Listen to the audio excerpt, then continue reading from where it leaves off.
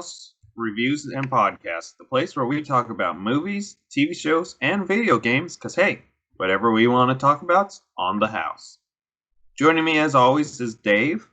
Hi, everyone. Lynette. Hello. And Kiki. Top of the morning. And folks, the film we're talking about today is not the Aristocats. In fact, it's Dave's pick this time. So Dave, why don't you lead us in with this one? Well, we're going into my genre that I could probably get 5 years worth of picks out of this one sub-genre alone. We're going to slasher films, and particularly we're going to one from the 80s. A film from 1983 called Curtains.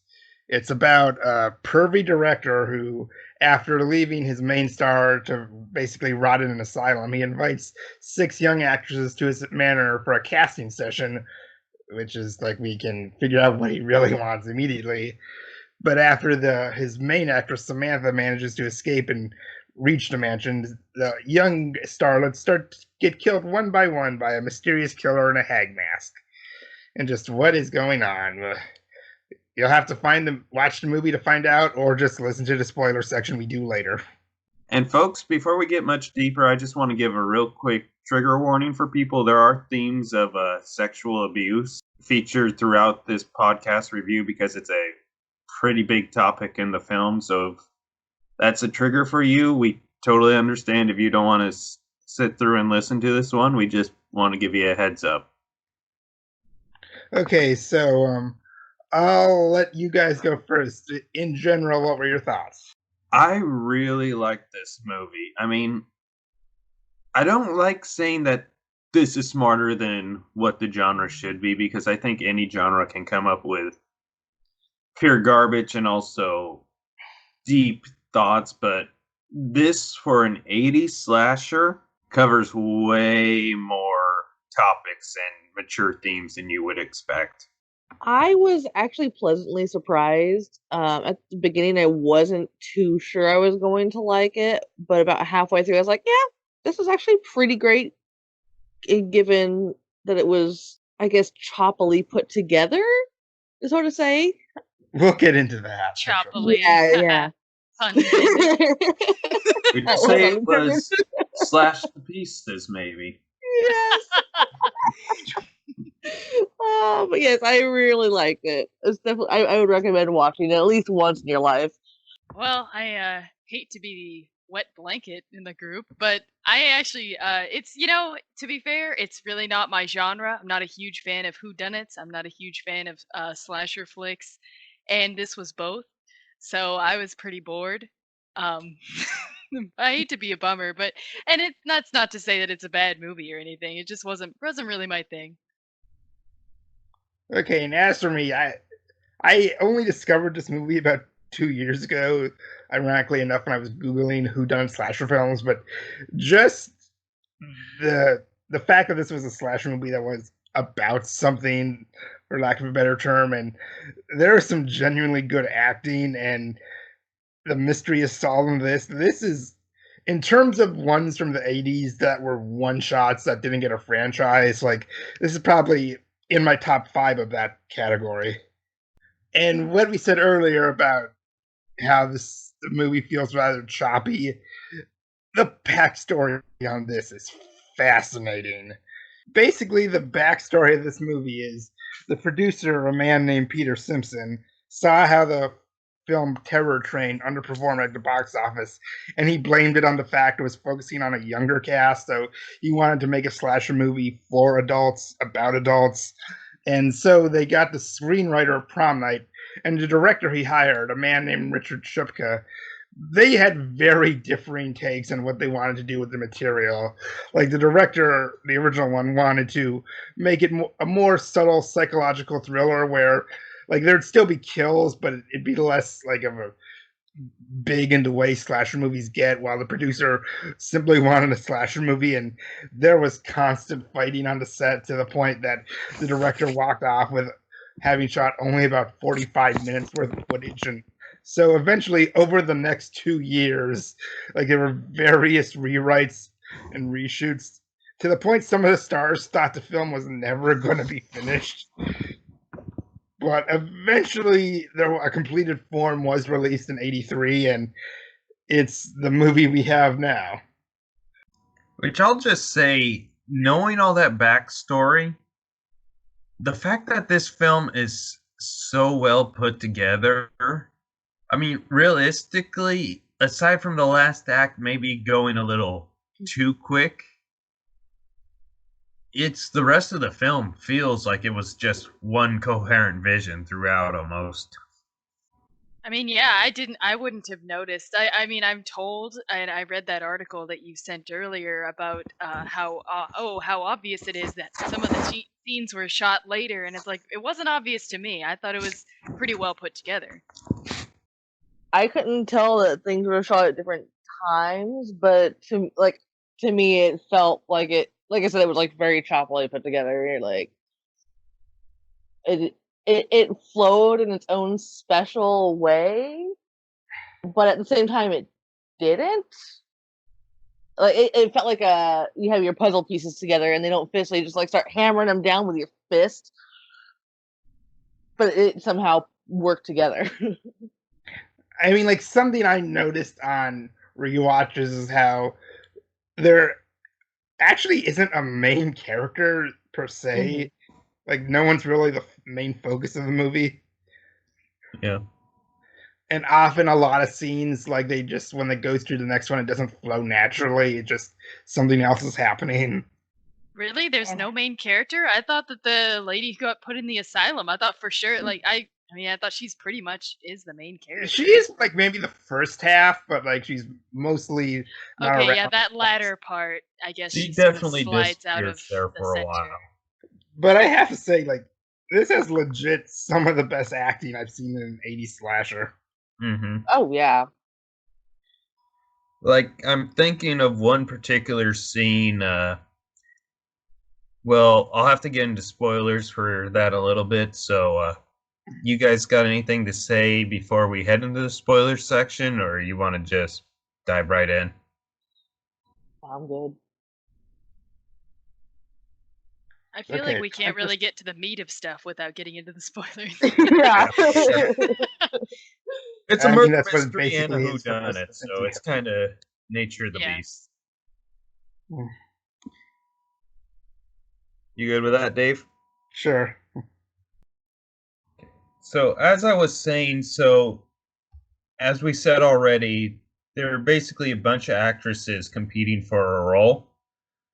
And somehow this film's almost like wine in terms of how it's aged, where I'd say the topics are more relevant today than they were, because the producer of this film is flat out Harvey Weinstein. It's like uncanny how well they predicted. I mean, they were always going on before, but just now the general public is way more aware of it. So there's one particular scene where an actress sleeps with the producer in hopes that that'll get her a role. And then the second he leaves, just this acting powerhouse of a scene of just her face filling up with regret about what she just did. It's only a couple seconds, but she goes through so many emotions without even saying a single line. Just bravo to that actress there. Yeah, that's Leslie Yeah, it was Donaldson. a pretty uncomfortable look. And That pretty was- realistic. I'm sorry. Yeah, that just, I guess, choppy as it is, this film manages to be, I guess, have a lot more human moments than this genre usually has. I can definitely see echoes of the original just concept of a slasher movie for adults that still exists in the final cut. Mm-hmm. And also that actress would, like, her scene that is possibly the reason why people still remembered it after it faded into obscurity after its release was, then there's the ice skating scene. Oh. Yes. It's the one sequence from this movie that people might somewhat remember if they haven't seen the movie in full, but it's the first time in maybe the only time I can recall we see a killer ice skate. It also very solidly cements this movie as this is from Canada, can't you tell? Like That's a fun for the point. rest of the movie, you could reasonably think that like, oh, this is some like maybe some sort of Hollywood or maybe New York area or some other sort of place that could have a studio, but like the part where they're going out to this cabin and then it's in the woods and they got the ice skating out there and it's like, okay, it's definitely Canada. Well, as well as mansion in the woods. Yeah, well, yeah, mansion in the woods, okay, but still, it's up in the woods, and then they're having trouble getting out there because it's snowing, and it's like, okay. I mean, It's funny that you mentioned how it's Canada. I actually read an article where it said how in the early first boom of the genre, when you compared them to their American counterparts, Canadian slasher films had a tendency to at least try. Like, I'm not saying like any of them like had like great like deep characterization, but there's maybe somewhat of an effort to have that. Like there was Black Christmas, My Bloody Valentine, Prom Night, Terror Train, Happy Birthday to Me, and this were all Canadian releases. good job, Canada. Not only do you make amazing whiskey and you've given us hockey, which we are internally grateful for, but you've made some great slashers as well. Also, Rush. Thank you for Also Rush. real life slashers, but we don't need to talk about that. Oh man. And I mean, just the way the ice skating scene, it's a rare time where the main prominent kill is in broad daylight. Yeah, And usually, Go ahead. and usually I read that they don't do that with most like costume slashers because even with really good makeup and like wardrobes, the light can just make the outfits seem less intimidating. But here it's the first real good look you get at the killer's costume, which is this old hag mask, and it manages to be just rather intimidating as the killer slowly skates towards Christie. Mm-hmm. Well, I think part of that makes that work being in the daylight is that it is just straight up mask. Mhm. So I mean, it looks hokey no matter what time it is. And it's kind of supposed to have that uncanny valley to it, so. Mm-hmm. Yeah, so they could get away with that easily. I mean, if you want to talk about Uncanny Valley, we have to talk about the doll. Oh man. The doll So that many. appears in like 3 of the deaths, I think. One of them was a fake out death, and yet for some reason, just completely disappears in the latter half of the movie. And the doll was the scariest part of the movie, honestly. Like there was, I mean, there's definitely like some jump scares in there that got me, but that doll, just because of the expression on the doll, it has this very distressed face, which is very strange to see on a cutesy little girl doll. And it's like, it just struck me as very wrong. Like, even just in any context, really, even just sitting there in the room, like when it was in that first victim's room, just next to the bed, it's completely innocent doll, but it has this really awful face, and that was the scariest part of the movie. Honestly, was that doll. I can Yeah, her say ground game is on point. I can safely say, having listened to the commentary with some of the cast members and watching the behind the scenes featurette, nobody involved remembers what the point of the doll was supposed to be. You know, Yeah, actually, now that I think about it, though, given the sort of the goofiness of the killer, or who we find out is the killer, it actually kind of makes sense. Just that she wanted to have a doll in there, just because, because that seems like something she might think was funny. Maybe she just wanted to own it, like make it a Wanted to prop. what? Maybe she just wanted to have it for herself, have it as a Oh, prop. well, unfortunately, she chopped off its head when she was trying to drive the sickle into the ice skating girl. I will say what I appreciate about this doll compared to other slashers with killer dolls. It's kind of always a pet peeve of mine is like take the Antebellum series or whatever those ones are called with the doll. Those are so intentionally creepy that they stop being scary And they're so be- slow. because it's so much that it no one would ever buy their child that, you know? Yeah. Versus like if you've seen photos of old dolls, you know there's some that look exactly like that and they're not trying to be creepy. That's just the mold that they had and people didn't think about terrorizing their children at the time. That's why like the doll here or Talking Tina in the Twilight Zone or the original Child's Play, it's so much scarier when it's something you can actually see someone getting that's just uncanny valley versus clearly evil. I have the same issue with clowns in horror movies, but I don't want to get into that right now. We only have so long. Yeah, it makes sense. I mean, that is what is sort of creepy about the doll, is the fact that you know the doll's not the killer, the doll's not supernatural or anything. It's just a prop to be there to be creepy, and that it pulled it off. Mm.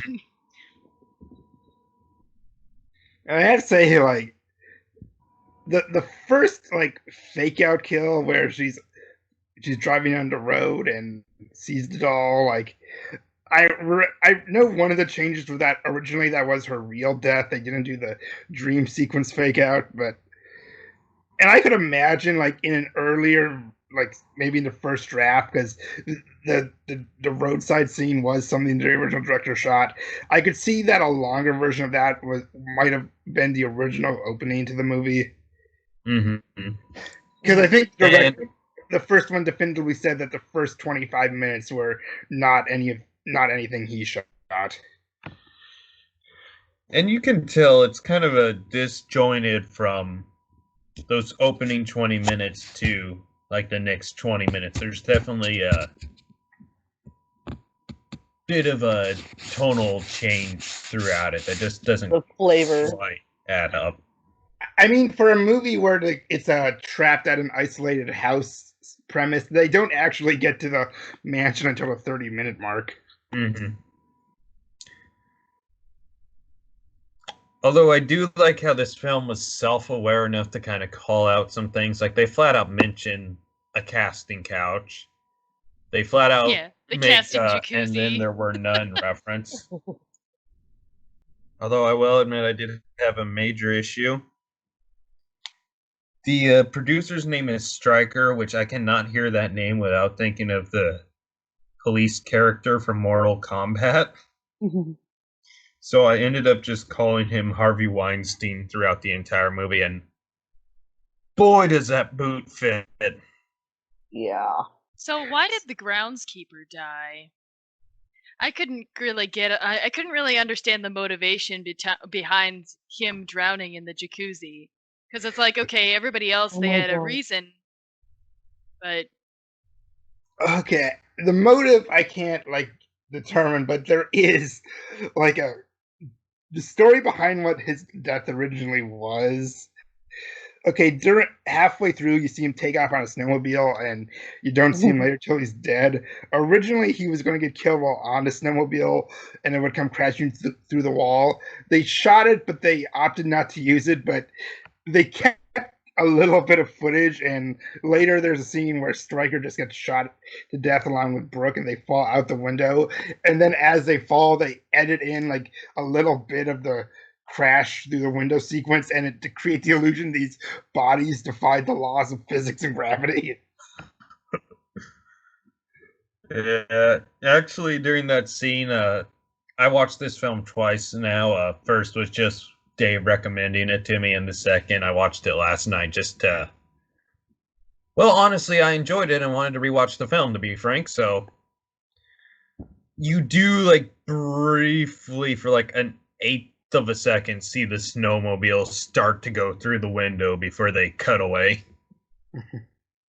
I kind of just And assumed because she does land on the ground. She does land like where gravity would take her, and I kind of like from what I saw in the scene, it looked like he got caught up in the drapes, and that's why I thought he sort of swung down to the second window, and why he ended up on his belly, facing downwards, because as he was falling out of the window, the drapes caught on his legs and swung him under. That's how I thought he ended up on the in the window below.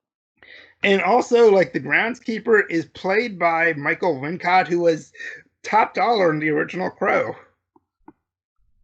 That is still crazy to me. And yeah, he's like one of the big victims of how much it got rewritten and reshot. Like, I don't think he has a single line in the movie. Yeah, he Yeah, confused well, me now completely. he does say something in the jacuzzi, doesn't he? Yeah, I think he says one word, and like, I don't remember what he says though.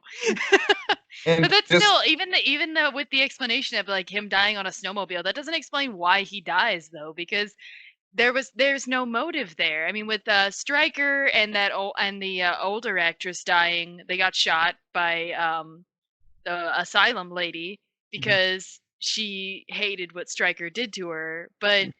And then everybody else gets killed by the slasher because they're competition, but the groundskeeper was neither. He didn't do anything except fuck one of the potential actresses in the jacuzzi and for no Yeah.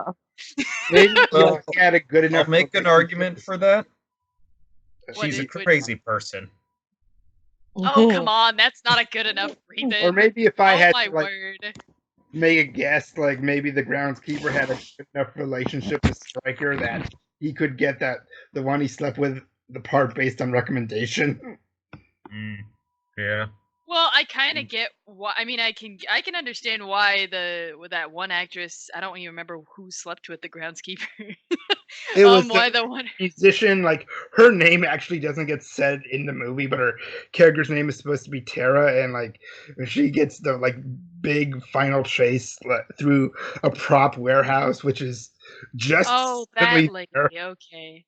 And it's so weird too because like there's only a few of the actresses, and I felt kind of bad because at the end of the movie I couldn't really remember any of their names, and I could only remember a few of them as actual distinct characters. One of them was the funny one of them was the asylum one who originally wanted or had the part. One of them is the older lady, and like all the other ones is like, who is that? I don't know. Okay, as much as Yeah. I think this has some of the best acting in slashers, like it's clearly more some characters more than others, and the rewrites definitely hits a few parts harder than the rest. Like the ballet girl was just kind of there. Yeah, I mean, it's kind of like how there's the one, like one of the early deaths in the film. Like they spend a lot of time introducing her character, then they even give her a fake out death, and then she's dead before she even gets to the mansion. And I mean, they like give little introductions for Patty, the comedian, and Brooke, the older, more experienced one, but then they just kind of skim over that for the rest of the actresses. Though I did Oh read they did yeah. shoot an introduction for Christy, but that the ice skater that they ultimately cut from the final film. Hmm. Oh yeah, which one was the one who there was she was getting gas at that one station between wherever she was driving from and the mansion, Oh, that was and the then that comedian boy girl. was trying to flirt with her, and she's like, "Yeah, I'm into older guys, like 16." And then that was actually funny. Who was that again? That was the comedian girl. Oh, it was the comedian girl. Okay, see, yeah, like the only distinct characters were like three of the girls, which you know. Well, I would figure, given, you know, who the comedian girl is, that they would have at least, even with a change of directors and everything, Mhm. that they would give her somewhat of more backstory. I mean, she definitely is like one of the like three really good performances in my view. It's her, Christy, and Samantha. Like they're what make this film like really solid. And I'll say that one thing that the producer confirmed that for all the changes, all the rewrites, all the reshoots, like the killer's identity did remain constant. Apparently, Yeah. Which I will say, great job on the twist with the killers. I did not see that coming. So I have to ask, Totally since all unique. this was like you saw this movie for the first time for this podcast, who did you think it was going to be and before the reveal? I mean, I wouldn't have even known it was a whodunit if you didn't ask me before I watched the movie, "Oh, you gotta tell me who you think's gonna be the killer," because I would have just guessed that it was the asylum lady, because I was like, okay, it's obvious it's her. She has all the motivation and she seems intent on doing so, and she even had that one scene where she's talking with this other girl. I don't even know what that scene even was. I don't know if they had like some sort of Yeah, a that sapphic part was just relationship or something, but it was some sort of a conspiracy moment where she was talking about taking out the competition. And it's like, okay, Hmm. so we know it's her. Everybody else doesn't. I didn't even think it was a whodunit, or at least I wouldn't have if you didn't say anything about who did you think was going to be the killer, because I was like, that was sort of nagging in the back of my mind of, oh, I guess it's not her then, because he asked me who do I think it's going to be, so I will say I that guess one it's not the obvious choice. that one is just kind of shot so oddly, like the friend who helped her out of the asylum, like you only see her feet, so I almost thought for a minute there was going to be a reveal that one of the six was her friend, but it was like setting up a mystery when it wasn't. Mm-hmm. I mean, the thing is with the twist though is, was there any actual setup for that? Because I don't remember seeing, like, were we supposed to catch a glimpse of the comedian girl in the asylum scenes in the first part of the movie? No, I Or think she's just like she just decided to kill everyone there when she got to the mansion because she was desperate for the part. Like, I don't think the implication was she was already in the asylum. I will say oh, wait though, a second. Those Oh, endings. Oh, wait a second. So, are you okay? The scene at the very end where it goes through and she's in the asylum, that didn't take place before all this? I thought that took place before. that's what No, I she thought just too. got her. We just infer that she just got arrested and put in there at the end. Oh, that's what that was. Okay, I thought it was like, cuz what it does is like as soon as she's revealed as the killer, right? And then she Mhm. kills the lady who was in the asylum, and I got to stop calling her that. What's her name? Samantha. Samantha. She kills Samantha, and then it backs up and it goes over her comedian jokes, which were barely jokes, let's be honest. I mean, she is the funny one, but those jokes on stand up were barely jokes. Like, why are people But laughing? it backs up and it goes over those and like and puts a creepy tone on them, and then I thought it backed up even more to reveal, oh, she was in the asylum the whole time, and it's like that's what I thought that was, is that she was another escapee from the asylum who was in there with Samantha, but we just barely noticed her or something, and like that's what I thought the setup was. So you're And they saying did. that those scenes actually are she ended up in the asylum afterwards? well, I think there's a couple different ways you could take the ending where maybe she was in the asylum before and escaped as well. Maybe she was arrested and put in the asylum, or maybe she's always been in the asylum and the whole thing just played out in her head. I And hate that would those kind of explain. interpretations. Like, Well, I mean, I hate those too. I hate those "it's all a dream" thing, but it would kind of make sense with the whole with the curtains appearing as a constant theme throughout, or not constant. They disappeared in like the mostly in the latter half of the movie, but there's, these certain awkward scenes where the scenes change by curtains moving apart, and it's like, Mhm. okay, that's kind of weird, a weird It kind editing of choice, explains like the and almost it would dreamlike way the film goes. right, it would explain that interpretation, but I hate those interpretations, so like and Well, because actually, there's the news articles about it, and showed she could have read that on one of her days in the social room or whatever they have, and then yeah, it could have just been a fantasy of hers. and also, actually, there was a different ending for this originally, where instead of like cutting to the asylum, she would have like been on the stage. You saw at the very start, like with all the victims and chairs around her, giving the final monologue. And there actually is like a still photo of this does exist for all the deleted footage that we'll never see because it got destroyed. Apparently, there we do there is able a glimpse of this scene to be found. that actually was really cool. I feel like that would have been a better ending. I mean, like, Oh don't get me yeah. wrong, the reveal of I mean, if it was the reveal of, oh, she was in the asylum the whole time, and It's she not got that. out along with Samantha. Okay, so like it would have like that. I think was cool, but I think that it would have been better to have her like be on a stage with all of her victims surrounding her, like as a dead audience. Like that would Yeah, have been much sure. cooler. And so Kiki Clancy, who did you think it was going to be? I definitely went with Samantha. Because, I mean, yeah, they played into that hand with her escaping an asylum, and after finding out about the auditions for the part that she was supposed to, have already. And Yeah, as for me, I didn't think it was Samantha just because I thought she was going to be too much of a red herring, to be frank. And who I ended up thinking it was the stand-up character. Yeah, that was Patty. Yeah, Patty, thank you. Just because, well, several reasons. Her actions throughout the film just seemed a bit off, if that makes sense.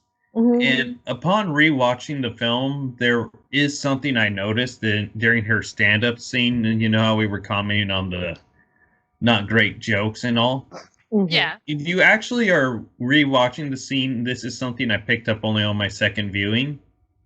The audience reaction is canned laughter. It's not actual genuine reactions. It's the typical sitcom roll this here to Right, I soundboard. noticed that. I just figured it was like an editing choice. Yeah, so did I at first, fine. but you go back and watch it the second time, and it's like, oh, I see what they did there.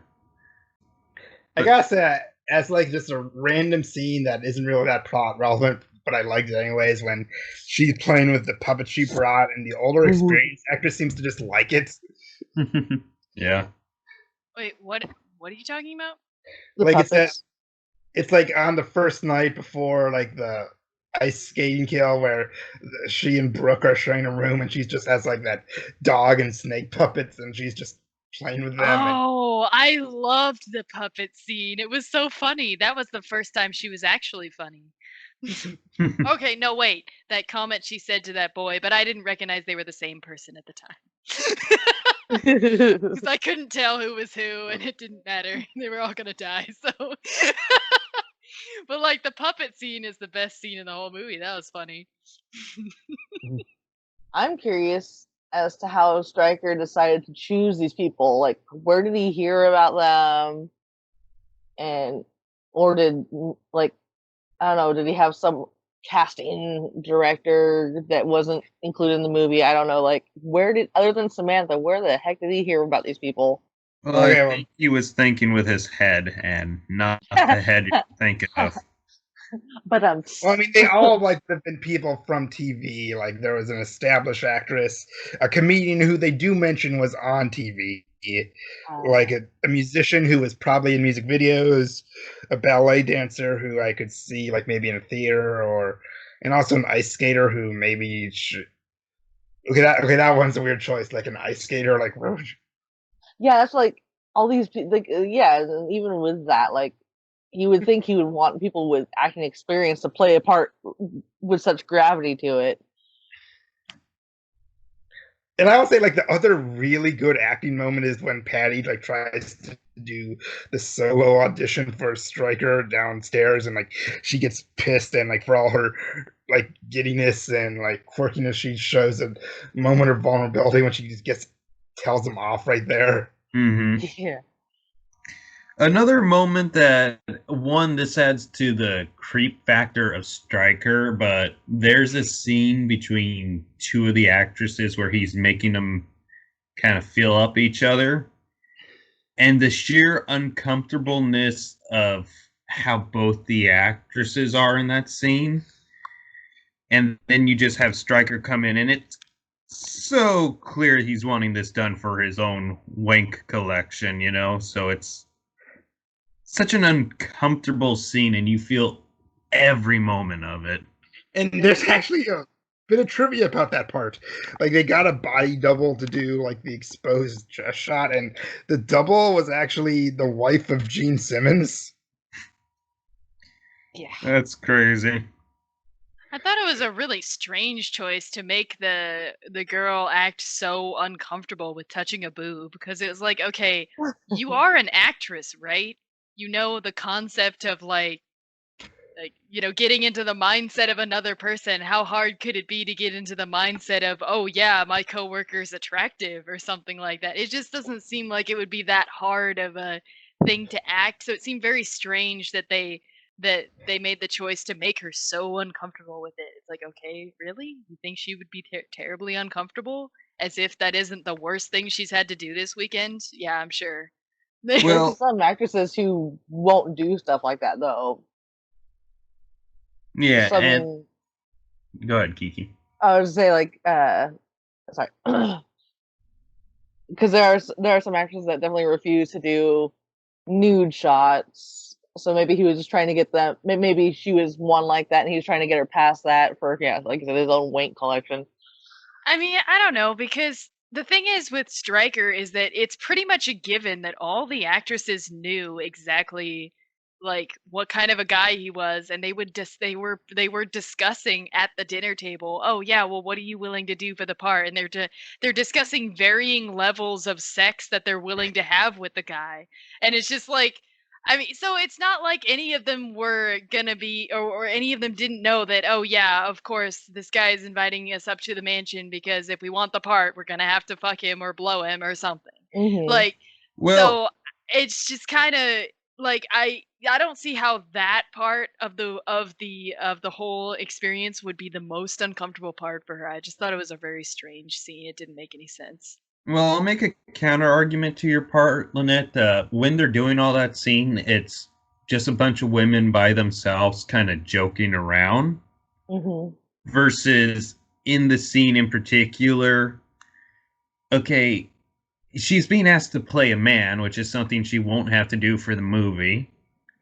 So it's very clearly just this creepy guy who, by that point, they realize, okay, this wasn't just the typical jokes. This guy is full on creep factor. Oh no, I'm not saying he's not a creep. I'm just saying it seems like she's a bad actress. Like, Well, not in and maybe real he's like life. super straight too, and she's like, I don't want to touch another woman. Like, so how do and she maybe just can't get into the mindset of getting over that fact. I guess, but if you can't get into the mindset of like even on a basic level of just like the other gender, like how good of Mm-hmm. an actress could you possibly be? Like, So I mean, there's Kristen Stewart. Like, not the in real life actress. I mean the meta actress, obviously. It just seems like mhm. seemed kind of like a weird scene that didn't really make any sense in the context. If they're all supposed to be actresses, then I think it was just there to I mean, emphasize like, his. there are definitely other ways to show how uncomfortable they were, because the scene where, like, for example, like when he forces Samantha to wear that ugly mask, like he was being very there was something very uncomfortable, and the tension was very palpable even before Samantha showed up. Just like they were sitting on the floor, and I mean, I think they were sitting on the floor, right? They were sitting on this hardwood floor, and he's like telling them about how to act and being very forceful and very strange and very vague. So, like, that was definitely a good use of, trying to to set the scene of how uncomfortable and skeevy this guy is and how I, weird this whole situation is. But I felt like the sapphic scene was a little bit, it didn't make any sense. I think maybe they're trying to drive home just how perverted he is. Oh yeah. Well, and yeah, that was like, yeah, don't get me wrong, like he's obviously a skeevy dude. It just, that Yeah. wasn't the part that was weird. The part that was weird is that she was super uncomfortable with it when, yeah. so favorite kill scene. For me, I'd say probably like the ice skating scene is definitely super iconic. But for me, I really love the setting of the prop room Mhm. just because there's such a great atmosphere throughout that scene. And that scene goes on for a bit. Like that chase lasts almost exactly 10 minutes. And when she does get caught, it's not in the way you expect it to. So it's Yeah, there's jump scares throughout this, but they're all very well timed, executed, smartly jump scares. They're not the more modern thing of, hey, loud sound all of a sudden. This is scary, right?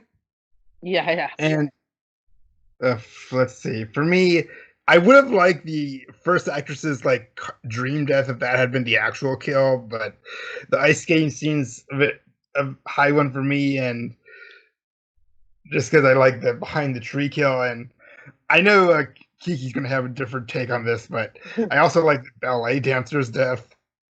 I think I'd have to watch it again to decide which one I like the best, but yeah, I'll have to go with the one I dislike the most is the ballet disc for sure. That's the one that sticks in my brain the most. It's just so like what you said earlier makes sense about, with it being shot differently. Maybe the person was already in the room or yeah, gosh, I'm sorry. Can't remember what you said exactly, but um it's just if someone snuck up on you in that hag mask, they aren't going to be in the back of the room when you're doing ballet in the room. Like, ugh. Like one thing this hasn't been verified, but if I had to pose a guess, like since okay, like the ice skating and the prop house chases were shot later in the reshoots, and it's never been clarified if any of the kills that exist in the final cut were shot by the first director, who was more in this like like thriller aspect. But I'm willing to bet maybe the ballet dancers was, and because of how actually very few scenes you actually see it in, I almost wonder if the hag mask gimmick for the killer didn't come along until the rewrites. I could definitely see that being what happened. Yeah. For me, like I said, I'm not a huge fan of whodunits, so for me, the kills didn't actually get interesting until I knew who the killer was. So, I mean, all the chase scenes and all that with the hag lady, I was pretty bored for that. But for when right after the killer is revealed, and then Samantha is just completely surprised by the fact that like somebody's been killing everybody I didn't notice or something. And I was like just a one-off. and that was yeah, she thought she was the only killer in the house, and she saunters in with all the confidence of a woman who has just killed the man who betrayed her, Mhm. and then is completely appalled by this, by this look of betrayal that she's getting from this other lady who's, now really distressed because the casting director's dead. Now I have no acting career at all. And so that was the first time when the killing actually got interesting for me. So I'd I, say that was my I favorite had to kill. say, like before I saw this movie's twist is a twist I've always wanted to see a movie have, like where the last people standing are both killers, but they don't realize it about the other until the end. Mm-hmm.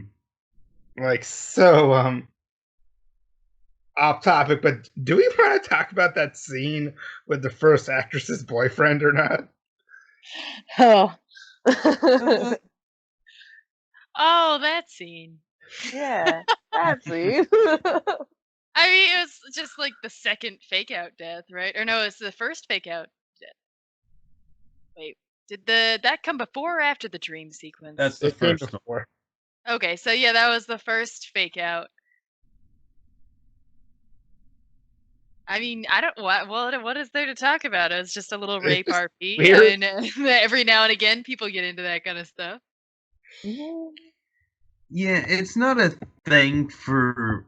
It's one of those things where, hey, you do whatever you want to do. Honestly, my big kind of issue with it is we spent so much time with her character between those two fake outs that for her to be killed that early on, it's kind of like, well, that was kind of pointless. A lot of wasted time. You Yeah. know what's more strange to me than the rape RP is the fact that the boyfriend is like a 5. She's a lot better looking than him. Oh yeah, And it's just kind of the numbers don't really match. He must be a really great guy. it's the personality that counts. Well, to be fair, he did set up that whole scene, and that was a really long scene to set up. So he did have to put up with all that bullshit. So you know what? He's probably just a really understanding, great guy. It would Eh, explain how he got a hot chick like that. I mean, Yeah. Although the hottest chick is definitely the comedian chick. Yeah, I agree with The that. crazy girls are always the hottest ones. And that's, I almost wonder if maybe that wouldn't have been an early indication. Like if I had like if it wasn't so if Samantha wasn't such a very obvious like red herring thrown out very obvious piece of red meat thrown out there, I wonder if like maybe that would have been an easy way to peg the comedian chick, is just because like, oh yeah, she's really really hot, she must be crazy. Hmm.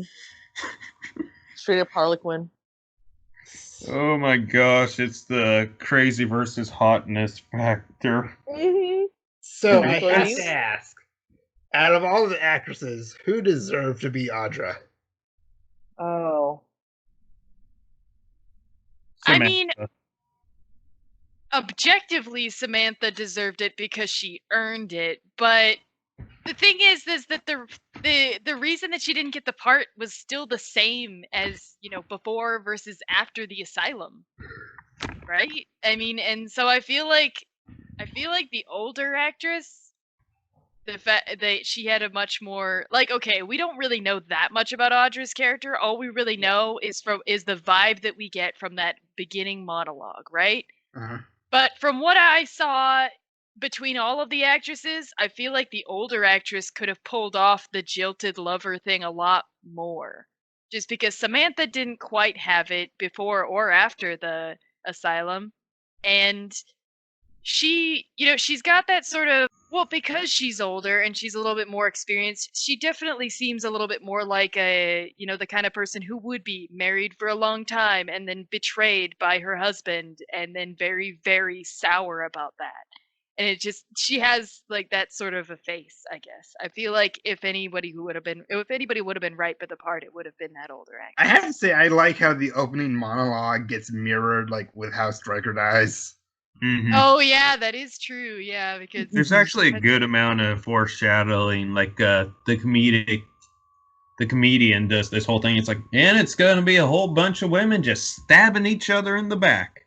Yeah. Literally. ah.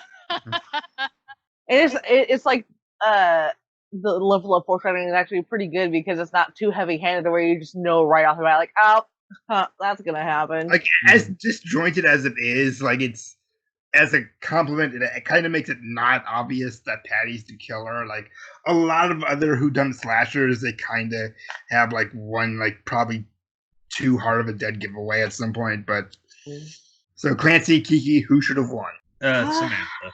I'm torn. Because I do think Samantha deserves it on the fact that she's a very seasoned actress and was willing to go with her method acting as far as being committed to an insane asylum. But also, just I do think, in the end, knowing everything, that Patty would be good for it because she is certifiably crazy. So she would just have that down automatically. So I am torn between those two. Yeah, I mean, considering what she went through, like, Patty does deserve it. I mean Samantha, but like, Patty's actress, like, even in the universe, like, she gives a pretty some of her early scenes even before the reveal. Like, there's layers to her. Like, as much as there wasn't a clear script, there's a lot of implied depth. Mm-hmm. As long as she's doing more stand-up comedy, she's good. I mean, like, wouldn't that be a thing? Like, just in the real world, like, you watch a stand-up's performance, like their Netflix special, and the next day you find out they were behind a murder spree. Bill Cosby. Okay, so just some miscellaneous trivia that I like to share about these. Okay, so Christie's actress, like, she did actually get lessons so she could try to do the ice skating scene herself, but like, because they trained her on a rink and not a pond, which they filmed on, the pond was so bumpy she slipped immediately, and in the final cut you can actually see a bruise on her chin, so they had to get a double to do that. That poor woman. Yeah, pond skating is not the same as a rink skating by any means. I don't like any of it. Okay, and on a DVD commentary, like Patty's actress was one of the special guests, and she noticed like during the asylum scene, one of the extras was actually her mother, who had by the time they recorded this had long passed away. So she was like delighted to get to see her again. That's just sweet, you know? Yeah, and apparently, like Brooks' actress was in that 60s like British show that's also called The Avengers, no relation to the Marvel comics. Oh, yeah. Didn't realize that, but that show was so popular that when the Avengers movies came out in the UK, they were actually called Avengers Assemble, just so there wouldn't be confusion. Samantha's actress, who is also named Samantha in real life, was later the voice of Hera in Disney's Hercules. So does that technically make this a Disney movie? Yeah, well, Stryker was the Dean from Animal House. Oh my gosh. That's where I recognize him from. Did not catch on to that. You know, I thought he looked familiar, but I've never seen Animal House. I must have seen him in some other movie though, because he does look familiar. And I mean, some of the actresses like were kind of slasher royalty in a sense. Patty was the opening victim in Black Christmas. Christy was the opening victim in Happy Birthday to Me, and Tara was in Terror Train. Tara was terrorized in Terror Train. Maybe it's Tara. It's spelled Tara, but and sadly, she's the one who's passed away in real life. But she did a really good job in this, and yeah, for sure. And also, like I saw an article I read about this. It posed a question: as jumbled as this is, like if the original director got to complete the vision the way he wanted it, would it have not been as memorable as the version we got? Probably.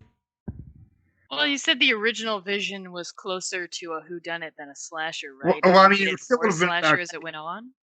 Well, I mean, it was always about these actresses getting killed, but like, I guess there's like how to say it, the kills would have been more subdued and like not as big as say the ice skating or the prop house chase. Like those two scenes are definitely slasher movie scenes, where something like the ballet dancer's death or the like car nightmare are like scenes that I wouldn't necessarily say are like pure slasher in style. Forgot about like that. If they did a remake, like they would definitely just make Stryker be a Weinstein analog, like 1-to-1. I feel like that would kind of take away from the movie though if they were trying to make it into a message and you know you did point out that that it's relevant nowadays, but I'm glad that they didn't make it into a message, because a lot of movies have a message these days, and this movie was more about like the actresses just sort of accepting like, oh, this is the business we chose and it really sucks, but if we want to get hired by this guy, we have to do that. And it's like they almost put it forwards as like a fact of life thing, which is kind of dismal throughout the whole movie. It's just this very dismal aspect of, you know, this is Which what is their again lives like I are. can see like what the original director wanted, how this would have been more like for adults as opposed to like how most slasher movies are usually just about young people or are meant to appeal to younger people. Like these are about people like in the working world and how much their lives kind of suck. Yeah, for sure. And the thing that female actresses had gone through for decades is completely beyond bullshit. So I do like that it's usually something that Hollywood never acknowledges. So I like that this film at least took the time to go like, no, this is a reality for a lot of people and it's not right. I mean, I could definitely see like this one maybe in the next few years getting a remake. Yeah. As for what I would do in a remake, I'd kind of focus up the script on having less fake out deaths and less time kind of wasted in the beginning. I'd also shorten the asylum scene at the very start to just maybe she was in for just a little while, or maybe she was in for a long time, so it's kind of up there if she just was doing some method acting, or if it's fully she started to lose her mind there, you know? And lastly, I want to know what the hell was up with that doll. No one knows. I would say maybe for me, I would, considering my original theory was that the car scene was like the original opening scene, I would maybe just introduce Samantha like at the dinner table and have her backstory like be gradually revealed throughout. Yeah, that'd work good.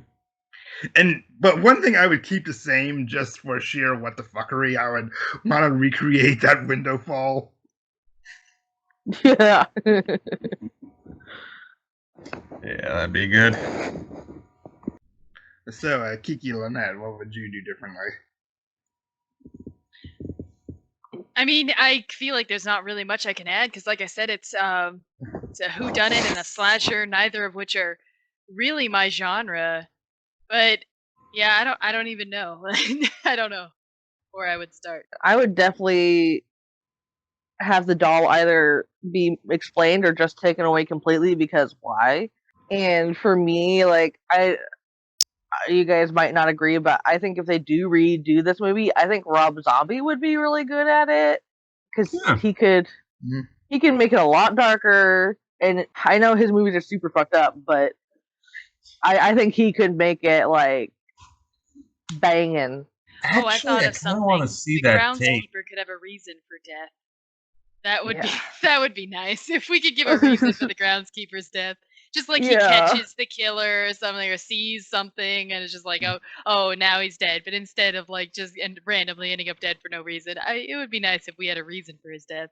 And Rob Zombie's wife would be the perfect Patty, because she can do batshit crazy. Oh yeah, for sure. I mean, Rob Zombie's films are definitely an acquired taste, but when he hits, Oh. he hits. Yeah. Also, if nothing else, it would have a banging soundtrack. So, Oh my god, yes. I didn't even notice the soundtrack in this movie. No. no, was nothing to write home about. But Rob Zombie. Since it is it's supposed to be, I mean, I know it's a whodunit and a slasher, but since it is supposed to be somewhat slasher, a signature like tune for when the slasher comes on, that would make a little bit of sense. I feel like that Oddly adds. enough, with the first two kills, they do have like the same song playing on the radio. Really? Notice that. Yeah, like when Amanda, that's the first actress, is in her car, and like what Christy plays on her radio on the pond. Yeah. I didn't even know those are the same song. Yeah, I agree. The music was just so lacking. I mean, actually, some of it, because this was the same composer of Prom Night, some of the pieces were actually taken straight from that. But I will say, I kind of like the rather peaceful theme that played over the end credits. Yeah, definitely. Yeah. It has that playing against the tone effect to it that worked really well for this film. So, anything else, or should we go to the final thought? I'm good if you guys are. Okay, on to the finale. Lynette, let's start with you. I mean, I pretty much already summed it up. It's I was bored. Those are my final thoughts. I really liked the puppet scene, and I liked the very end where we get the reveal that it was the comedian the whole time. And that was about it. Okay, Kiki. Yeah, at the start, it definitely set it up to be a little different than it ended up being, and I wasn't too into it. But like about halfway through is when I realized that I really did enjoy this movie for the hot mess it is. And I'm definitely going to recommend it to others to at least watch once, because you gotta see it. Mm-hmm. Okay, As- Clancy. As for me, despite it being kind of jumbled at parts, I still really enjoyed this movie. This is a smarter slasher film than really the genre typically is. So if you're looking for something a bit different, definitely something I would recommend. As for me, like if you're looking for an 80s slasher that isn't one of the really big names, I would highly recommend this one. I like how it's one that actually had a legit message to it. The performances were really solid. There was definitely an atmosphere with the house and the other settings they used, and I can say that for all the slasher movies that I know that are better or worse than this, there is no other one that feels like this movie. Like it is its own distinct thing, and I can admire that. Oh, definitely. I would like it's as I said, it's up there in my favorites of the decade. And if you're talking about just individual ones that never got a franchise, I would maybe put this in the top 5. Well, folks, I think this is time for our curtain call, but before we go, Lynette's going to give us a little bit of tease for next week's episode. So next week's episode is, a little dark, but bright. Maybe a bright future for some people who are staying at a hotel. A very happy hotel, you might say. Ooh. Ooh. All right, folks. Well, once again, we just want to thank you for checking out our podcast. As always, I'd like to thank my co-host for being on. No problem. Yeah, it was fun. Anytime. And folks, if you're listening to us and you liked what you heard here, we just want to remind you to give us a like, subscribe, thumbs up, or 5 stars, or whatever the platform is that you're listening to us on. We are currently on iTunes, SoundCloud, Spotify, Google Play, and YouTube. We also are on Facebook, Instagram, and Twitter if you want to look us up. Links will be posted down below. All right. Well, thank you again for watching, and we'll see you next time. Hi, folks. Clancy here. Just want to hop on real quick before you guys click off and just say a little message that I like ending these videos with every single time, and that's just a message on mental health, and that if you're out there struggling, which there's so many reasons why you would be right now, to not give up the fight, to push on for one more day, because I promise you, it may take a while, but it will eventually get better. I've been at the point where I've wanted to completely give up in my life, but I kept struggling and kept fighting. Even sometimes I didn't want to. I had to spend some time in the hospital just to get me in the right state of mind before I could even go to my own house and sleep without being a threat to myself. And my wish, if I could grant it to the entire world, is that nobody else has to suffer like that. It's not a fate I'd wish on my worst enemy. But if you are in the position where you struggle with this, just remember, it's not your fault. Our brain chemicals do things that we can't control sometimes. But if you ever do need the help, the suicide prevention number is 1-800-273-8255. Again, it's 1-800-273-8255. You're not alone in this battle. 1 in 4 adults suffer from mental health. It's time we end the stigma and raise awareness.